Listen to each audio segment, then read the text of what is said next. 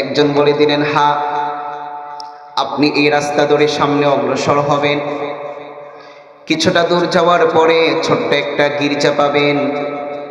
সেই গির্জার ভিতরে দেখবেন একজন পাদ্রী আছেন। আমাদের জানা মতে এই পাদ্রী হচ্ছেন বর্তমান যুগে আসমানি কিতাবের সবচেয়ে বড় আলেম। আশা করা যায় আপনি যদি সেই পাদ্রীর কাছে যান, আপনার স্বপ্নের সুন্দর একটা ব্যাখ্যা আপনি জানতে পারবেন। আবু বকর সিদ্দিক রাদিয়াল্লাহু তাআলা নিচে একাকী, কোনো সাথীকে সাথে নেননি, সঙ্গী সাথী না নিয়ে একাকী সফর করে তিনি চলে গেলেন সেই গির্জায় পাদ্রীর কাছে। পাদ্রীর কাছে যাওয়ার পরে বলল, মহামান্য পাদ্রী, আমি আপনার কাছে এসেছি আমার একটি স্বপ্নের ব্যাখ্যা জানার জন্য। আপনি যদি আমার স্বপ্নের ব্যাখ্যাটা করে দিতেন আমি বড় কৃতজ্ঞ থাকতাম। দেখুন, যারা ভালো আলেম হবেন, ভালো আলেমের কাছে যদি আপনি স্বপ্নের ব্যাখ্যা জানতে চান, তিনি ধরেই আপনার ব্যাখ্যা করবেন না, কিছু কোশ্চেন করবে, আপনাকে প্রশ্ন করবে, বিভিন্ন প্রশ্ন করে জানবেন, এরপরে তিনি স্বপ্নের ব্যাখ্যাটা দিবেন। তো সেই পাদ্রী বললেন, শোনো, তুমি তোমার স্বপ্নের বিবরণটা আগে শোনাও। আবু বকর সিদ্দিক স্বপ্নের বিবরণ শোনালেন। আবু বকর সিদ্দিকের স্বপ্নের বিবরণ শোনার পরে সেই খ্রিস্টান পাদ্রী আসমানি কিতাবের আলেম বললেন, তোমার এই স্বপ্নের সঠিক ব্যাখ্যা যদি পেতে চাও, আমার 3টি প্রশ্নের উত্তর তোমাকে প্রদান করতে হবে। আমি তোমাকে ছোট্ট করে 3টি প্রশ্ন করব, আবার এই 3 প্রশ্নের উত্তর যদি তুমি দাও, আশা করি তুমি তোমার স্বপ্নের যথাযথ ব্যাখ্যা জানতে পারবে। খেয়াল করেন ভাইয়েরা আমার, খ্রিস্টান পাদ্রী 1 নম্বর প্রশ্ন করলেন, মিন আইনা আনতা। ভাইয়েরা আমার, 1 নম্বর প্রশ্ন করলেন, শোনো পথিক, শোনো আল্লাহর বান্দা, তোমার চেহারায় তোমার পোশাক আশাকে বলছে তুমি এই দেশের কেউ না। সুতরাং 1 নম্বর আমি জানতে চাই, মিন আইনা আনতা, তোমার বাড়ি কোথায়? আগে বলো তোমার বাড়ি কোথায়? তিনি বললেন, মিন মক্কাতুল মুকাররমা, আমার বাড়ি হচ্ছে পবিত্র মক্কা নগরীতে। 2 নম্বর প্রশ্ন করলেন, মিন আইহা ইয়া আব্দুল্লাহ, মক্কা নগরীতে অনেক বংশের অনেক গোত্রের লোকেরাই বসবাস করে, আমি জানতে চাই তুমি মক্কা নগরীর কোন বংশের কোন গোত্রের? সিদ্দিক আকবর জবাব দিলেন, মিন কুরাইশ, আমি মক্কা নগরীর কুরাইশ বংশের লোক। 3 নম্বর প্রশ্ন করলেন, আইশ আনতা ইয়া আব্দুল্লাহ, আল্লাহর বান্দা তোমার পেশা কি, তুমি কি করো? আবু বকর বললেন, আনা তাজির, আমি একজন ব্যবসায়ী, আর ব্যবসায়ী কাজে এখন আমি তোমার দেশে অবস্থান করছি। প্রশ্ন কয়টা? বাড়ি কই? মক্কায়। মক্কার কোন বংশে? কুরাইশ বংশে। করোটা কি, পেশা কি? বললেন আমি ব্যবসায়ী। 3টা প্রশ্নের উত্তর দেওয়ার সাথে সাথে খ্রিস্টান পাদ্রী বসা থেকে দাঁড়িয়ে গেলেন। আবু বকর সিদ্দিককে টান দিয়ে বুকের সঙ্গে জড়িয়ে ধরলেন আর বললেন, সাদাকাত রুইয়াকা, তুমি যে স্বপ্নটা দেখেছো একটি সত্য স্বপ্ন দেখেছো। তোমার স্বপ্নটা আবোল তাবোল নয়, অনেক কোনো স্বপ্ন নয়, এটা কোনো দুঃস্বপ্ন নয়। মাশাআল্লাহ, তোমার স্বপ্ন তো অনেক সত্য স্বপ্ন, বাস্তব স্বপ্ন, তাৎপর্যপূর্ণ একটি স্বপ্ন, পবিত্র স্বপ্ন। আবু বকর সিদ্দিক বললেন, সবই বুঝলাম, স্বপ্নের ব্যাখ্যাটা তো বলেন। স্বপ্ন দামি বুঝলাম, স্বপ্ন পবিত্রতাও বুঝলাম, স্বপ্নের ব্যাখ্যাটা কি বলেন? খ্রিস্টান পাদ্রী বলেন, শোনো, সাইয়ুবাসু নাবিয়্যুন মিন কওমিক, কিছুদিনের মধ্যেই তোমার গোত্র কুরাইশ বংশ থেকে শেষ নবীর আবির্ভাব হবে। সুবহানাল্লাহ পড়েন। সাইয়ুবাসু নাবিয়্যুন মিন কওমিক, অচিরেই তোমার গোত্র কুরাইশ থেকে শেষ নবীর আবির্ভাব হবে। ওয়া আনতা ওয়াজিরুহু ফি হায়াতিহি ওয়া খলিফাতুহু বা'দা মাউতিহি, তোমার স্বপ্নের ব্যাখ্যা হচ্ছে তুমি শেষ নবীর জীবদ্দশায় তুমি হবে তার একমাত্র মুশির, একমাত্র উপদেষ্টা, আর এই শেষ নবীর মৃত্যুর পরে তুমি হবে তার প্রথম খলিফা। আল্লাহু আকবার। শেষ নবীর আবির্ভাব হবে খুব দ্রুত সময়ে। এই নবীর জীবদ্দশায় তুমি হবে তার সবচেয়ে আপন, তার উজির, তার প্রধান উপদেষ্টা, প্রধান পরামর্শদাতা, এবং তার ইন্তেকালের পরে তুমি হবে প্রথম খলিফা। এটাই তোমার স্বপ্নের ব্যাখ্যা। তুমি দেরি করো না, এই শাম ছেড়ে মক্কায় চলে যাও। হতেও পারে তুমি মক্কায় পৌঁছার আগেই নবী নবুয়ত পেয়ে যাবে। সুবহানাল্লাহ পড়েন। আল্লাহু আকবার। সিদ্দিক আকবর এই স্বপ্নের ব্যাখ্যার কথা নিজের ভিতরেই চেপে রাখলেন, কারো সঙ্গে শেয়ার করলেন না। তিনি এসে নিজের সঙ্গী সাথীদেরকে বললেন, ব্যবসার কাজকর্ম দ্রুত গটিয়ে ফেলো, আমি মক্কার উদ্দেশ্যে রওনা করব, আমি আর এখানে থাকতে পারবো না। দ্রুত সময়ে তিনি ব্যবসায়ী কাজকর্ম গটিয়ে মক্কা নগরীর দিকে রওনা করলেন। যখনই তিনি বাড়িতে আসলেন, ঘরে ঢুকলেন, তার মা জননী বলছে, বাবারে মক্কার আবহাওয়া কিন্তু ভালো না, বাবারে মক্কার আবহাওয়া ভালো না, বিশেষ করে তোর জন্য বড় ভয়ঙ্কর। তোর যে সবচেয়ে আপনজন, তোর যে সবচেয়ে ঘনিষ্ঠ বন্ধু, তোর যে সবচেয়ে ক্লোজ ফ্রেন্ড, সেই মুহাম্মদ কিন্তু আমাদের বাপদাদার ধর্ম ছেড়ে দিয়েছে। সে নিজেকে নবী বলে দাবি করছে, লা ইলাহা ইল্লাল্লাহর দিকে সবাইকে দাওয়াত দিচ্ছে। আর কেমন যেন আমার রব সৃষ্টিকর্তা মুহাম্মদের মুখে এমন জাদু দিয়েছে, তার কথা যেই শোনে, তার আওয়াজ যার কানে যায়, সেই যেন তার জন্য পাগল পাড়া হয়ে যায়। খবরদার, দরজা লাগাও, ঘর থেকে বের হওয়া যাবে না, মুহাম্মদের সঙ্গে তোমার সম্পর্ক ছিন্ন করে ফেলো। আবু বকর সিদ্দিক মায়ের মুখ থেকে এটা শোনার পরে তিনি যেন আরো বেশি পাগল পাড়া হয়ে গেলেন। তিনি বললেন, মা আমি প্রথমে তার কাছে যাব, তার সঙ্গে কথা বলবো, আমাকে যেতে দাও। আবু বকর সিদ্দিক রাদিয়াল্লাহু তাআলা সন্ধান নিয়ে জানতে পাইলেন আমার নবী তখন খাদিজাতুল কুবরা রাদিয়াল্লাহু তাআলা আনহার ঘরে অবস্থান করছেন। তিনি চলে গেলেন আম্মাজান খাদিজাতুল কুবরার ঘরের সামনে। দরজায় গিয়ে নক করলেন, দরজায় আওয়াজ দিলেন। ভিতর থেকে খাদিজাতুল কুবরা শঙ্কিত হয়ে, ভীত সন্ত্রস্ত হয়ে জিজ্ঞেস করলেন, মানান তুমি কে? কারণ ইতিমধ্যে মক্কার যেই মানুষগুলো আমার নবীকে মাথায় করে রাখতো, আল আমিন বলতো, সবচেয়ে বেশি ভালোবাসা দিত, সে আপনজনগুলো কিন্তু ইমানের দাওয়াতের কারণে, তাওহীদ এবং একত্ববাদের কারণে সবাই কিন্তু আমার নবীর জানের দুশমন বনে গেছে। কথা বলেন ঠিক কিনা?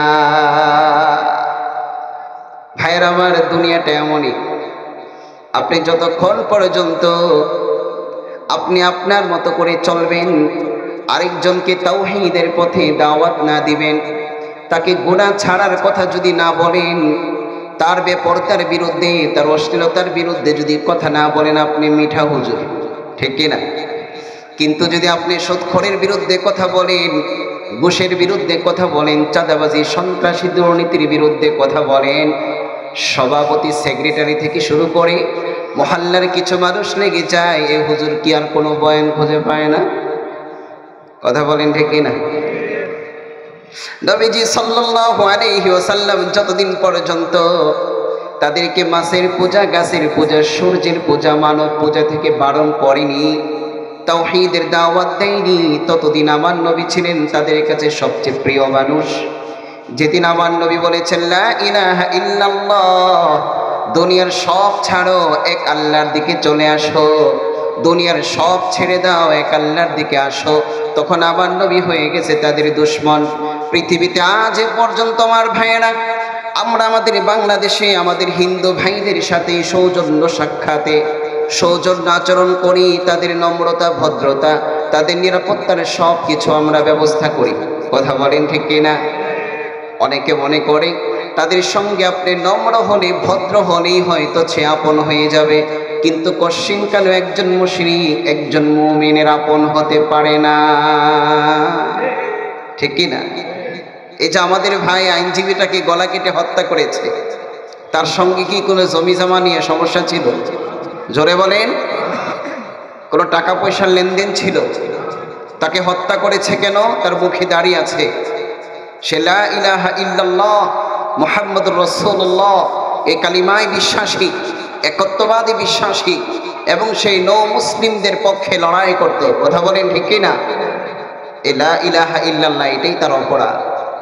এজন্য ভাইয়েরা আমার, অমুসলিম ভাইদেরকে নিরাপত্তা দিব সব ঠিক আছে, ধর্মের বেলায়, ঈমান এবং ইসলামের বেলায় কিঞ্চিত পরিমাণ ছাড় দেওয়া হবে, ঠিক কিনা ভাইয়েরা আমার? সব মানব, ঘরে বাজার নাই বাজার করে দিব। আপনি আপনার মন্দিরে পূজা করবেন, নিরাপত্তার অভাব, আমরা রাস্তায় দাঁড়িয়ে সামনে দাঁড়িয়ে নিরাপত্তা দিব, তাই বলে এটা ভাববেন না মুসলমান তার ইসলাম এবং ঈমান ছেড়ে দিবে, আর তোমরা মুসলমানের ঈমান এবং ইসলাম নিয়ে ছিনিমিনি খেলবে আর মুসলমান চুপচাপ বসে থাকবে, সেটা কশ্চিনকালে হতে পারে না। কথা বলেন ঠিক কিনা? ভারতে আমাদের মুসলমান ভাইয়েরা কত কষ্টে জীবন যাপন করে, সেই তুলনায় আমার বাংলাদেশে হিন্দু ভাইয়েরা স্বর্গে বাস করে। কথা বলেন না কেন? এরপরও যে ভারত থেকে ফুসফাস করে, এই যে ফুসফাস করে গরুর মুতখোরগুলো, এগুলো যদি জানতো যে বাংলাদেশে আমরা কত জামায় আদর দিয়ে রাখছি, তাহলে ওই মুতখোরের বাচ্চারা ভারত ছেড়ে বাংলাদেশে এসেই থাকতো। কথা বলেন ঠিক কিনা? খালি বলে বর্ডার খোলা দেন, আইসা দে, বর্ডার খুলে দিতে বলে, বর্ডার খুললে নাকি আসবে। তো আসো দেখো কি হয়। আরো 55-56 বছর আগে বাংলাদেশে কি ছিল? কিছুই ছিল না। যারা আমাদের উপর জুলুম করেছে পাকিস্তানের ভাইয়েরা, ওই জুলুমের বিরুদ্ধে আমরা গর্জে উঠেছি, বিনা অস্ত্রে আল্লাহ আমাদেরকে বিজয় দিয়েছেন, ঠিক কিনা? সংখ্যাও কম ছিল, কিচ্ছুই নাই। এখন আলহামদুলিল্লাহ আমার দেশের কোনো কিছু অভাব, এখন আর কারো রক্তচক্ষুকে ভয় করার সময় আমাদের নাই। আমরা লাগি না, কিন্তু লাইগে গেলে মাগার ছাড়ি না। কথা বলেন ঠিক কিনা? আমরা কারো পায়ে পাড়া দিয়ে ঝগড়া করব না, কিন্তু তুমি যদি আমার পায়ে পাড়া দিয়ে আমার শরীরে এসে আঘাত করো, তখন এমন ভাবে ধরবো আমাদের ছোবল থেকে বাঁচতেও পারবা না, ঠিক কিনা ভাইয়েরা আমার? এই জন্য ভাইয়েরা আমার, মাঝে মধ্যে একটু ফুসফাস করতে হয় ঈমান ইসলামের জন্য। আমরা কখনোই অশান্তির পক্ষে নয়, কখনো রক্তপাতের পক্ষে নয়। যদি আমরা রক্তপাতের পক্ষেই হইতাম, আইন যদি আমরা নিজের হাতে তুলে নিতাম, তাহলে আজ পর্যন্ত বাংলাদেশে কয়েক শত হিন্দু ভাই রাস্তায় জবাই হয়ে যেত। কথা বলেন ঠিক কিনা? তোমরা দিন দুপুরে কত বড় দুঃসাহস! এই মুসলমানের দেশে 3%, 4% মানুষ তোমরা, আমরা তোমাদের মন্দির পাহারা দিই, আর তোমরা আমাদের মুসলমান ভাইকে দিন দুপুরে জবাই করে হত্যা করো। এরপর আমরা মুসলমানরা চুপচাপ আছি। বোঝো এটা আমার নবীর শিক্ষা, আমার নবীর আদর্শ যদি না হতো, তাহলে তো তোমাদেরকে বাংলাদেশ থেকে বিদায় করার জন্য বেশি কিছু লাগে না, আমরা 2-4 বার করে থুতু ফেললেই যথেষ্ট। কথা বলেন ঠিক কিনা ভাইরা ভাই? নবীজি সাল্লাল্লাহু আলাইহি ওয়াসাল্লাম কালিমার দাওয়াত দিলেন, তো সবাই শত্রু হয়ে গেল। তো খাদিজাতুল কুবরা রাদিয়াল্লাহু তাআলা তিনি তো খুব ভয় পাইলেন, কে আওয়াজ দিয়েছে, কোনো দুশমন আসলো কিনা। জিজ্ঞেস করলেন, মানান্ত, কে আপনি দরজায় নক করলেন? আবু বকর সিদ্দিক বললেন, আনা আবু বকরিন, আমি আবু বকর। আবু বকরের নাম নবীজির কানে পৌঁছতে দেরি হয়, আমার নবী বসা থেকে দাঁড়িয়ে যায়, লাফ দিয়ে সে বলে, খাদিজা দরজা তুমি খুলবে না, দরজাটা আমি খুলবো। সুবহানাল্লাহ পড়েন। কেমন যেন আমার নবী আবু বকরের অপেক্ষায় বসেছিলেন, কেমন যেন আমার নবী জানতেন আবু বকর আসবেন, দরজায় নক করবেন, আর আমি তাকে দাওয়াত দিব, সে পৃথিবীর প্রথম মুসলমান হওয়ার গৌরব অর্জন করবে। সুবহানাল্লাহ। নবীজি দরজা খুললেন। দরজা খোলার সাথে সাথে আবু বকর বললেন, দোস্ত আমি যা শুনলাম তা কি সত্য? আপনি নিজেকে নবী বলছেন? হ্যাঁ সত্য। শুধু সত্যই নয়, আমি তোমাকে সেই ঈমানের দিকে, নবুয়তের দিকে দাওয়াত দিচ্ছি। আমিন বিল্লাহি ওয়া রাসূলিহি। ওরে দোস্ত, তুমি আল্লাহ এবং তার রাসূলের উপর ঈমান এনে মুমিন হয়ে যাও। আবু বকর বললেন, দোস্ত শোনেন, আপনার ব্যাপারে আমার কোনো সন্দেহ নেই, ওভার 100 কনফিডেন্স। আপনি যা বলেন সত্যই বলেন, আপনি নবী তো অবশ্যই নবী। তবে আমি যে আপনার হাতে মুসলমান হয়ে যাব, মানুষ যদি আমাকে বলে তুমি যে নবী মুহাম্মদকে নবী বলে মেনে নিয়েছো, তার নবুয়তের সপক্ষে দলিল কি? প্রত্যেকটা নবীর নবুয়তের সপক্ষে দলিল থাকে, কথা বলেন ঠিক কিনা? আবু বকর বললেন, মাদ-দালিলু আলা মা তাদঈ ইয়া মুহাম্মদ, হে নবী মুহাম্মদ, আপনি যে আমাকে আপনার নবুয়তের দিকে দাওয়াত দিচ্ছেন, আপনি যে নবী, এই নবুয়তের সপক্ষে আপনার দলিল আছে নি? দলিল কি? নবীজি বললেন, হ্যাঁ অবশ্যই দলিল আছে। তো কি দলিল? নবীজি বললেন, আর রুইয়াল্লাতী রাআইতাহা বিশাম, আমি যে নবী, নবুয়তের দলিল হচ্ছে আপনার ওই স্বপ্ন, যে স্বপ্ন আপনি শাম দেশে দেখেছেন। সুবহানাল্লাহ পড়ে। জি মাশাআল্লাহ। দলিল কি? নবীজি বললেন, আমি যে নবী, তার দলিল হচ্ছে তোমার ওই স্বপ্নটা, যে স্বপ্ন তুমি শাম দেশে দেখেছো, আশ্চর্য একটা স্বপ্ন। আর এই তোমার স্বপ্নের ব্যাখ্যা একজন খ্রিস্টান পাদ্রী ব্যাখ্যাটা করেছে। আবু বকর সিদ্দিকের মাথায় যেন আকাশ ভেঙে পড়েছে। কি আশ্চর্য!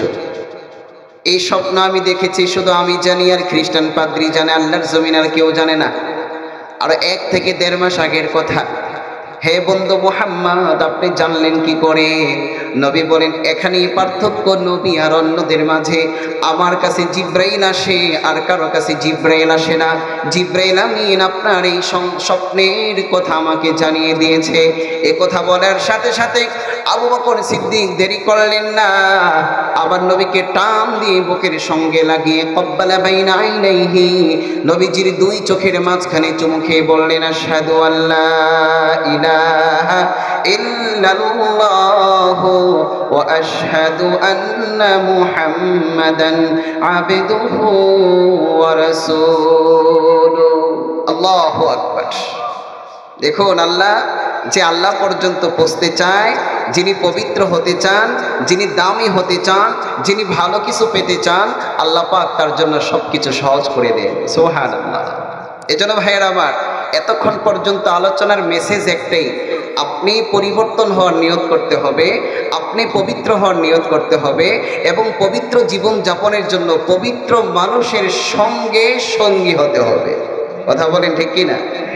সৎসঙ্গে স্বর্গবাস, অসৎসঙ্গে সর্বনাশ। ঠিক না ভাইয়েরা আমার? সুহবত, ভালো মানুষের, আল্লাহওয়ালাদের সান্নিধ্য, সংস্রব, এটা অনেক দামি জিনিস, অত্যন্ত দামি জিনিস। পরশ পাথরের সাথে থাকেন, পরশ পাথর না হলেও অনেক দামি পাথর হয়ে যাবে। কথা বলেন ঠিক কিনা? আমরা ভালো হওয়ার নিয়ত আছে তো ইনশাআল্লাহ? জোরে বলেন, ভালো হওয়ার নিয়ত আছে তো? ভালো হতে হলে উদ্যোগ গ্রহণ করতে হবে, কাজ করতে হবে, সেই পথে পরিচালিত হতে হবে। ঠিক কিনা ভাইয়েরা আমার? কারণ আমরা সবাই সম্মানিত হতে চাই। সন্দেহ আছে? আমরা সবাই সম্মানিত হতে চাই, সবাই দামি হতে চাই, এমনকি সবাই শক্তিশালী হতে চায়। এই সমাজে কেউ দুর্বল হয়ে বেঁচে থাকতে চায় না। ঠিক না ভাইয়েরা আমার? মুসা নবীর নাম শুনেছেন তো? কোরআন মাজিদে যে নবীর নাম সবচেয়ে বেশি এসেছে, কোরআন আমাদের, কিন্তু মুসা নবীর নাম সবচেয়ে বেশি। আল্লাহু আকবার। আবার দেখুন, মুসা নবী আল্লাহর সঙ্গে কথা বলেন, আল্লাহ মুসা নবীর সাথে মুসার প্রশংসা না করে আমার নবীকে নিয়ে প্রশংসা করেন। সুবহানাল্লাহ পড়বেন না? কি আশ্চর্য! দেখুন, ফোন দিয়েছো যুবক তুমি, মোবাইলে খরচ হচ্ছে তোমার, তো তোমার প্রশংসা করবে, কিন্তু তোমার ফ্রেন্ডের প্রশংসা করছে তোমার কাছে। ওই ছেলেটা না খুবই ভালো, ভেরি নাইস, সুইট, অনেক সুন্দর ব্যবহার, আচার ব্যবহার, তোমার কাছে খুব ভালো লাগবে নাকি মরিচের মতো চলবে? যে পাগলি, ফোন দিলাম আমি, খরচ হচ্ছে আমার, তুই আমার কিছু ভালো কথা বলবি, কিন্তু আমার টাকায় ফোন পেয়ে আমার ফ্রেন্ডের প্রশংসা করছো, এই ভালো লাগবে না খারাপ লাগবে? তো মুসা নবী আল্লাহর সঙ্গে কথা বলেন, আর আল্লাহ পাক মুসা আলাইহিস সালাতু ওয়াস সালামের সাথে আমার আপনার নবীকে নিয়ে প্রশংসা করে। সুবহানাল্লাহ পড়বেন না ভাইয়েরা? এই মুসা নবী একদিন আল্লাহর সঙ্গে কথা বলছেন। তিনি বিভিন্ন সময় আল্লাহর কাছে বিভিন্ন প্রশ্ন করেছেন, আর সেই প্রশ্নগুলো আমাদের জন্য রহমত হয়েছে, আমাদের জানবার সুযোগ হয়েছে। একবার তিনি প্রশ্ন করেছেন, ইয়া রব্বি মান আ'আজ্জু মিন ইবাদিক, আয় রব, আপনার কাছে সবচেয়ে সম্মানিত মানুষকে? ভাইয়েরা আমার, আমি আর আপনি তো সম্মানিত হতে চাই, তো সম্মান কি জিনিস সেটাও তো জানা দরকার। কথা বলেন ঠিক কিনা? মুসা নবী জানতে চাইলেন, মান আ'আজ্জু মিন ইবাদিক, হে নবী, হে আল্লাহ, আপনার কাছে সবচেয়ে সম্মানিত কে? আমার রব কি বললেন খেয়াল করেন। আমরা দুনিয়াতে কাদেরকে সবচেয়ে বেশি সম্মানিত মনে করি? যার পাওয়ার আছে, ভালো চেয়ার আছে, টাকা পয়সা আছে, এদেরকে সম্মানিত ভাবি। আবার আলেম ওলামাদেরকেও সম্মান করি, সম্মানিত মনে করি। তবে আল্লাহর কাছে প্রকৃত সম্মানিত কারা? রব বলছেন, আল্লাহ বলছেন আল্লাহর জবানে। মুসা নবী প্রশ্ন করলেন, মান আ'আজ্জু মিন ইবাদিক ইয়া রাব্বি, আয় রব, আপনার কাছে আপনার বান্দাদের মধ্যে কারা সবচেয়ে সম্মানিত?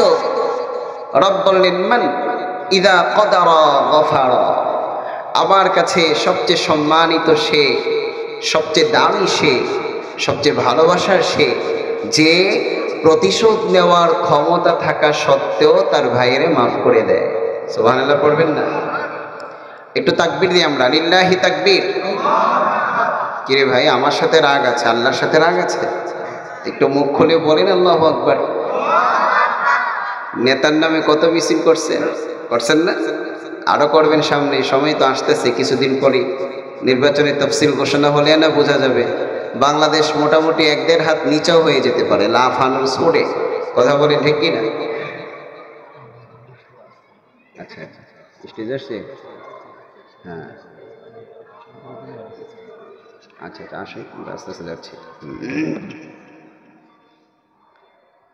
তো নেতার নামে অনেক মিছিল করেছি, করবেন, ভালো জিনিস, তবে মিছা কথা কইেন না, ঠিক কিনা? আমার নেতার চরিত্র ফুলের মতো পবিত্র। কে এত দরকারটা কি আপনার? অথচ একটু আগে নেতা টাইনে আসছে, ঠিক কিনা? ভালো করে গন্ধ নিলে আসতাম ওদের গন্ধ মুখেতে। সব নেতা না, কেউ কেউ, তবে একদম ফুলের মতো পবিত্র এটা মানুষ না, এটা নবীরা সম্ভব, ঠিক না? কেন ফুলের বেইজ্জতি করেন এই কথা বলে? অনেক মিথ্যা কথাই আমরা বলি নেতাদের নামে, তাই না? কেন? শুধু 500 টাকা পাইবো অথবা কাউয়া বিরিয়ানি পাবো 1 প্যাকেট, ঠিক না? এখন আবার আমাদের ছেলেরা অনেক মডার্ন হয়েছে, আপডেট হয়েছে। আমরা ছোটবেলায় দেখেছি মিছিল করতাম 1 গ্রাম 2 গ্রাম 5 গ্রাম থেকে, মিছিল শেষে আমাদেরকে মুড়ি দিত খাইতে, টোস্ট বিস্কুট, তাও পোতাইন্না, গ্রামের পোতাইন্না জিলাপি, এগুলো আমাদেরকে দিত। আর এগুলো পাইয়ে আমরা খুব খুশি হইতাম, মুড়ি টুড়ি কাড়াকাড়ি করে খেয়ে চলে আসতাম। তখন আমাদের নেতারাও গরিব ছিল, আমাদেরও ডিমান্ড কম ছিল। এখন মাশাআল্লাহ আমাদের নেতারাও হাইব্রিড, ঠিক না? ছলে বলে কলে কৌশলে আমার টাকাই নিয়ে বড় হয়েছে। তো আমরা কর্মীরও এখন মোটামুটি ভালো। এই জন্য মিছিলে যাওয়ার আগে pay first, pay first. Post paid না প্রিপেড বলো? এখন মিছিল কি হয়? Prepaid system.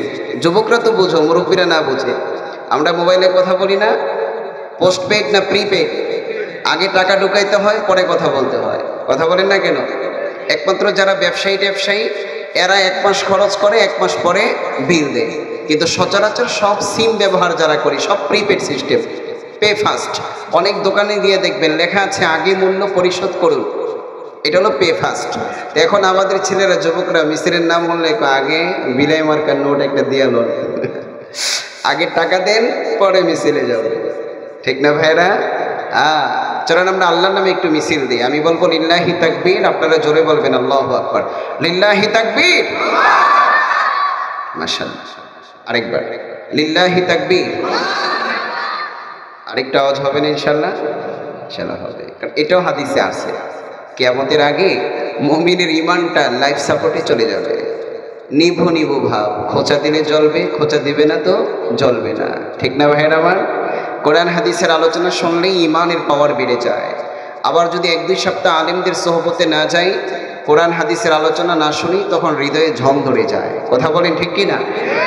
লিল্লাহি তাকবীর, মাশাআল্লাহ।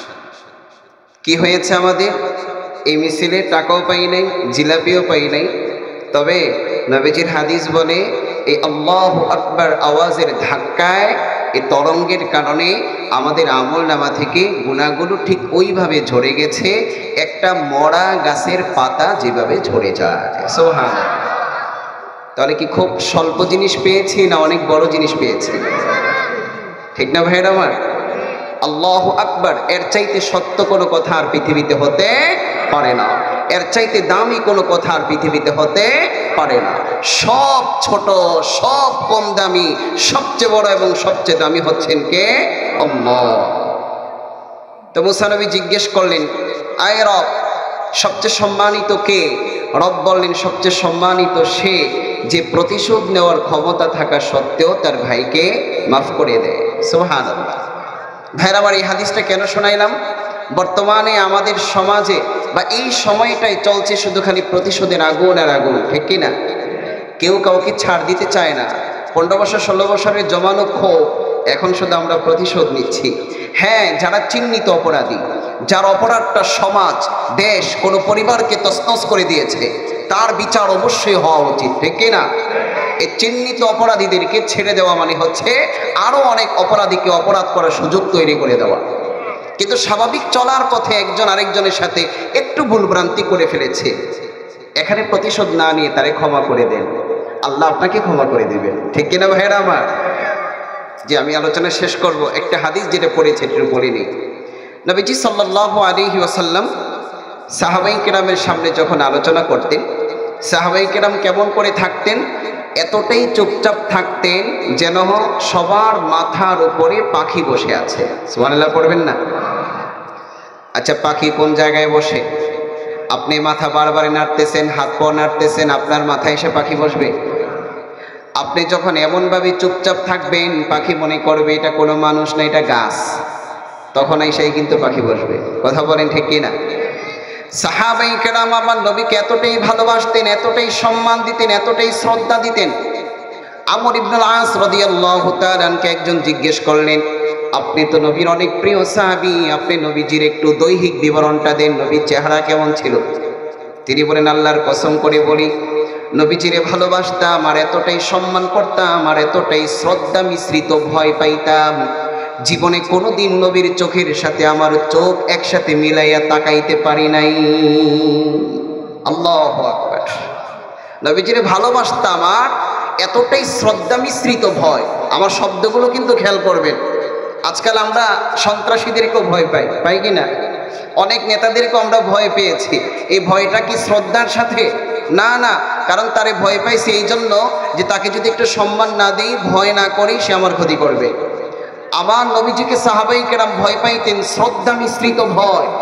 এত বেশি সম্মান আর এত বেশি শ্রদ্ধা করতেন, আর এতটাই ভয় পাইতেন একটু বেয়াদবি যদি নবীজির সাথে হয়ে যায়। এই জন্য সাহাবাই কেরাম নবীজির চোখের সাথে চোখ লাগিয়ে তাকাতেও পারতেন না। সবসময় নিজেদের দৃষ্টিকে অবনমিত করে রাখতেন, মাটির দিকে তাকিয়ে থাকতেন। নবী যা বলতেন শুধু চুপচাপ শুনতেন। সুবহানাল্লাহ। নবীজির ভালোবাসা কেমন ছিল? সাহাবী আনাস ইবনে মালিক বলেন, আমি তো নবীজির খাদেম, নবীজির খেদমত করি। একদিন আমার নবীজির চুলগুলো বড় হয়ে গেছে, নবীজির চুলগুলো বড় হয়ে গেছে। নবীজি একজন হাল্লাক ডেকে আনলেন। হাল্লাক আমাদের ভাষায় নাপিত, চুল মুন্ডনকারী, যারা চুল কাটে। একজন হাল্লাক ডেকে আনলেন। ওই হাল্লাক নবীজির বড় চুলগুলো কেটে দিচ্ছে। সাহাবী আনাস বলেন, এরই মধ্যে আমি নবীজির কাছে আসলাম, এসে তো আশ্চর্য দৃশ্য দেখলাম। আতাফা আসহাবুহু হাওলা, আমি এসে দেখি নবীজি সাল্লাল্লাহু আলাইহি ওয়াসাল্লামের চারপাশে সাহাবাই কেরাম জটলা বেঁধে দাঁড়িয়ে আছে। অসংখ্য সাহাবী নবীজির চারপাশে ঘেরাও করে দাঁড়িয়ে আছেন। এই বাবা, আহারে ছোট বাচ্চা, কথা বলো না বাবা। সাহাবাই কেরাম দাঁড়িয়ে আছে চারপাশে জটলা বেঁধে। সাহাবী আনাস বললেন, কি ব্যাপার, কেন দাঁড়িয়েছে? এরই মধ্যে তিনি বলেন, সাহাবাই কেরাম দৃশ্য দেখার জন্য দাঁড়ায় নাই। ওই হাল্লাক যখন নবীজির চুল কাটছে, নবীজির চুল মোবারক যখন নবীজির মাথা থেকে গড়িয়ে যখন নিচে পড়ে, নবীজির একটা চুল মাটিতে পড়তে দেয় নাই। সাহাবাই কেরাম সব কয়টা চুল নিচের হাতে সংরক্ষণ করেছে। আবার নবী থুতু ফেলতেন, থুতুটাও নিচে পড়তে দেওয়া হতো না। নবীজি ওযু করার পরে একটু পানি থাকতো, সেই পানিটা গায়ে মাখার জন্য সাহাবাই কেরামের মধ্যে রীতিমতো যুদ্ধ হয়ে যেত। আল্লাহু আকবার। সাদ ইবনে মুআজ রাদিয়াল্লাহু তাআলা বিশিষ্ট একজন সাহাবী, তিনি নবীজিরে কেমন ভালোবাসতেন। ভাই একটু নিজেরে দাঁড় করাইন সাহাবীর সামনে, কারণ নবীর ভালোবাসা বিনে আপনি নবীর শাফাআত পাবেন না, নবীর শাফাআত বিনে জান্নাতে যেতে পারবেন না, নবীর সুপারিশ নবীর সহায়তা ছাড়া পুলসিরাত পাড়ি দিতে পারবেন না, নবীজির সুপারিশ নবীজির নুসরত ছাড়া মিজানে নেকের পাল্লাও ভারী হবে। নবী ছাড়া আপনার জীবন অচল। সুতরাং সেই নবীর মুহাব্বত আমার আপনার হৃদয়ে কতটুকু আছে একটু চেক করেন। সাহাবী সাদ ইবনে মুআজ রাদিয়াল্লাহু তাআলা অনেক বড় ধনী ছিলেন, ধনবান ছিলেন। একদিন তিনি তার জীবনের সমস্ত উপার্জিত সম্পদগুলো নবীজি সাল্লাল্লাহু আলাইহি ওয়াসাল্লামের সামনে এনে দাঁড় করিয়ে দিলেন, সামনে এনে পেশ করলেন। জীবনের সমস্ত উপার্জিত সম্পদগুলো আবার নবীজির সামনে এসে বলতেছেন, নবীজি হাদিহি আমওয়ালুনা বাইনা ইয়াদাইক, এই যে সম্পদ এগুলো আমার জীবনের উপার্জিত সম্পদ, আমি আমার জীবনের উপার্জিত সব সম্পদ আপনার সামনে এনে রেখে দিলাম। নবীজি খুদ মিনহা মা শিতা ওয়া দা মিনহা মা শিতা, ওগো নবীজি সম্পদ উপার্জন করেছি আমি, তবে সম্পদের মালিক কিন্তু আপনি। সুবহানাল্লাহ পড়বেন না ভাইরা আমার? একটু হৃদয় দিয়ে বুঝবেন ও ভাইরা আমার, সম্পদ উপার্জন করেছে আমি ঠিক, তবে নবীজি সম্পদের মালিক কিন্তু আপনি। আমার একটা সংসার আছে নবীজি, খুদ মিনহা মা শিতা, এই সম্পদ থেকে যা দরকার, যেই পরিমাণ দরকার আপনি আপনার জন্য, দ্বীনের জন্য, গরিব সাহাবীদের জন্য আপনি নিয়ে নেন। ওদা মিনহা মা শিতা, আর যতটুকু প্রয়োজন মনে করেন ততটুকু আমার একটু দিয়ে দেন। নবীজি আমার সংসারের জন্য আমাকে যতটুকু দরকার আমার দেন, আর বাকি সব সম্পদ আপনি নিয়ে নেন। তবে নবীজি শোনেন, আমি আমার হৃদয়ের কথাটা আপনাকে বলি, আপনি আমার সম্পদ থেকে কিছু নিবেন আর কিছু দিবেন, কোন অংশটা আমার কাছে বেশি প্রিয়? ওগো নবীজি আল্লাহর কসম করে বলছি, আমার এই উপার্জিত সম্পদের যতটুকু অংশ আপনি নিবেন সেটাই হচ্ছে আমার কাছে সবচেয়ে প্রিয়। যে অংশটা আমারে ফিরাই দিবেন এটা আমার কাছে প্রিয় নয়। আল্লাহু আকবার। নবীজি আপনি আমার উপার্জিত সম্পদ গ্রহণ করবেন, আমার সম্পদ আপনার কাছে থাকবে, এটাই হবে আমার জীবনের সবচেয়ে বড় পছন্দের ব্যাপার, ভালোবাসার ব্যাপার। নবীজি আপনারে কত ভালোবাসি জানেন? ইনিস্তাআরাস্তানা বিল বাহরি, আপনি যদি আমারে বলেন সাদ রে সমুদ্রে ঝাঁপ দে, এক সেকেন্ড দেরি করব না। নবীজি আপনারে কত ভালোবাসি। যুদ্ধের ময়দানে যদি আপনি আমাকে ডাকেন, যুদ্ধের ময়দানে বীরত্বের সাথে লড়তেই থাকবো, পিছপা হব না। নবী আপনাকে কত ভালোবাসি জানেন? আপনার একটা পশম হেফাজতের জন্য আমি সাদকে যদি আল্লাহ 100 জীবন দেয়, 100 জীবন কোরবানি করে দিব, এরপর আপনার একটা পশমের হেফাজত আমি করব। আল্লাহু আকবার। এটা হলো হুব্বে নবী। এই নবীর মুহাব্বত ছাড়া একজন মুমিনের ঈমানের গাড়ি চলতে পারে? পরকালীন জীবনে নবীর এই মুহাব্বত ছাড়া আপনি কবরে শান্তি পাবেন না, পরকালে কোনো জায়গায় শান্তির আশা করা যায়? কত বড় কথা দেখুন। নবীজি সম্পদ উপার্জন করেছি তো আমি, কিন্তু সম্পদের মালিক তো আপনি। নবীজি যা চান নিয়ে যান, আর আমার পরিবারের জন্য একটু দেন। তবে নবী আপনি যতটুকু নিবেন সেটাই আমার কাছে প্রিয়, আমার যেটা দিবেন সেটা আমার কাছে প্রিয় নয়। আজকে আমরা কি কথা বলতে পারবো? হ্যাঁ, একজন আলেমের সামনে এনে সব দিয়ে দিলেন, হুজুর এটা আপনি মসজিদের জন্য, মাদ্রাসার জন্য, দ্বীনের জন্য, এই সম্পদ আমি সব বিলিয়ে দিলাম। আমার সংসারে 5 জন সদস্য আছে, যতটুকু দরকার আপনি আমাকে একটু দেন, বাকি সব দ্বীনের জন্য নিয়ে নেন। এমন আবু বকর, এমন সাদ বিন মুআজ, এমন আনাস বর্তমান পৃথিবীতে আছে? কথা বলেন নাই, সেটা সম্ভব না। তবে তার ছিটা ফোটাও তো আমাদের জীবনে থাকা দর। কথা বলেন না দর?